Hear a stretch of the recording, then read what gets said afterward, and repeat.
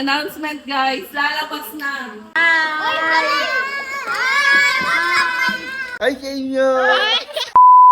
Bago pa nga matapos ang summer natapos na rin ang family outing namin na ginaganap talaga yearly. At ngayong taon, dito nga kami nag-swimming at nakapag-book sa Niwayne Private Resorts and Events Place. Located nga sila sa Handog Compound, Tuklong, Kawit, Cavite. Super lapit lang sa Metro Manila. 22 hours nga yung binook namin sa kanila from 7 p.m. hanggang 5 p.m. the next day at 18,000 lang yung binayaran namin kasama na itong events hall. Take note ha, air-conditioned yung event hall nila kaya super sulit na rin yung binayad namin at hindi nila yung papatayin the whole stay nyo dito. Libre na rin yung paggamit ng gasol, ref at yung chest freezer nila. Dito nga sa resort, merong dalawang pool, isang pangbata at isang pangmatanda. Pagdating naman sa room, meron silang 3 air-conditioned room. Yung dalawang room doon, may kanya-kanyang CR, yung isa wala. Pero malaki yung isang room. 30 packs nga kami lahat, so I assume na yung sleeping capacity ng resort na to ay sakto sa 30 packs. Kung naghahanap nga kayo ng resort na malapit sa Metro Manila, pwede nyo silang i-consider bukod sa malinis na, malaki pa. Anyways, pagkarating nga namin dito sa resort, nagkainan muna kami dahil hindi pa nga kami nagdi-dinner. May dala na kaming mga lutong ulam na para pagkarating namin dito, hindi na kami maghahabol pa para magluto ng dinner namin. Pagdating naman sa pagkain, tuwing may family outing kami, nagpapatla kami. Kada family may dala-dalang ulam. Nagsasabihan na lang kami para hindi kami magdoblehan pagdating ng outing. Yung nanay ko naman, lagi yang nagdadala ng balot at penoy at yan din ang laging nasusold out. Nilulubos lang daw nila dahil libre at kinabukasan may bayad na raw.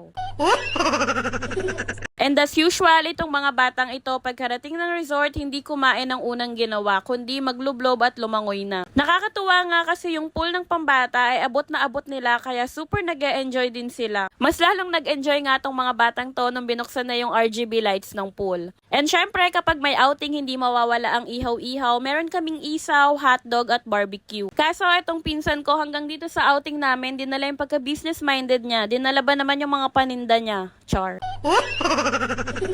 Joke lang, sabi niya binili niya raw talaga to para sa mga bata. At tuwang-tuwa naman yung mga bata. Akala mo nasa tindahan talaga sila. Kada ahon pupunta dito para kumuha ng chichirya o mga chocolate. Kinaumagahan, si Vian ang first honor sa mga batang lumangoy dito at pangalawa si Kuya Zion. Etong si Vian ang pinakahuling natulog sa mga bata pero siya yung pinakaunang nagising. Kaya ang daddy napaligo na rin ng maaga para mabantayan si Vian dito sa pool at yung ibang mga bata dahil dumating na rin si Ho. Pagdating naman sa video okay, nag first honor na yung tita ko. Baka raw kasi mamaya hindi na siya makahawak ng mic. Char.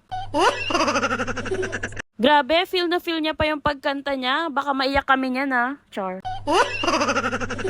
Maya-maya rin, nagising na rin sina Kuya Gio at Ate Zia, pero pinakain muna sila kaso yung mga batang to ayaw kumain sa umaga, gusto lumublob agad. Habang yung ilan sa mga bata nagsiswimming, yung ibang pinsan ko at yung mga tita ko nagpe-prepare naman ng kakainin namin ng lunch. Nakakatuwa nga yung araw na to kasi hindi sobrang init nung panahon, makulimlim siya kaya masarap lumangoy ng lumangoy. Kaya tuloy itong mga batang to, tuwang-tuwa sa paglangoy ni hindi man lang naiisip umahon para kumain. Kaya nga sa ayaw at sa gusto nila ng lunchtime, inangat na namin sila para naman kumain na. Pero itong batang to, sisid pa rin ang sisid. Akala mo swimmer.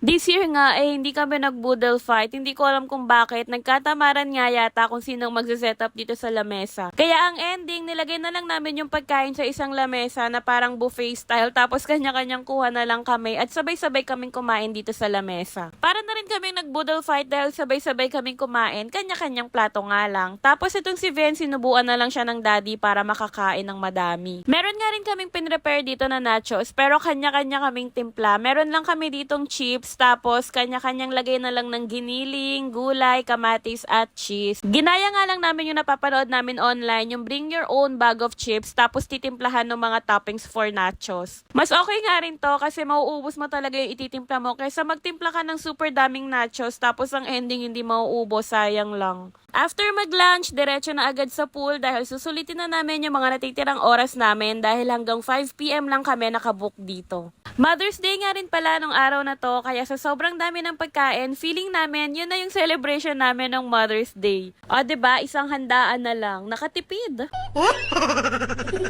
Madalas talaga ako yung unang magbabanlaw sa aming tatlo ni Navien kasi ako pa mag-aayos ng mga gamit namin. Pero nung time na to, nagdadalawang isip ako kung magbabanlaw na ba ako o hindi. Kasi kumukulog nung oras na to tapos sobrang kulimlim. Akala ko uulan. Akala namin talaga uulan. Para kasi ang sarap mag-swimming habang umuulan, 'di ba? Pero hindi, nabigo kami. Umambon lang ng kaunti pero hindi naman natuloy. Pero habang busy ang mga tao magsilanguyan dito, meron ding busy mag-Sharon dito sa kabilang banda. Ate Shawi, pasok! Balutin mo ako ng maayos at walang nakatingin. Huwag hayaang maubusan ng dessert at kakanin. Mabuti pa kaya'y ubusin mo. Anyways, after magbalutan, maglinis, etong si Hope nandito pa rin. Siya na ang last man standing dito sa pool. Mukhang sinusulit dahil ang susunod ay next year na ulit. Hi! Salamat! Nakaraos na naman kami sa isang masayang summer family outing. Hanggang sa susunod na taon ulit. Bye!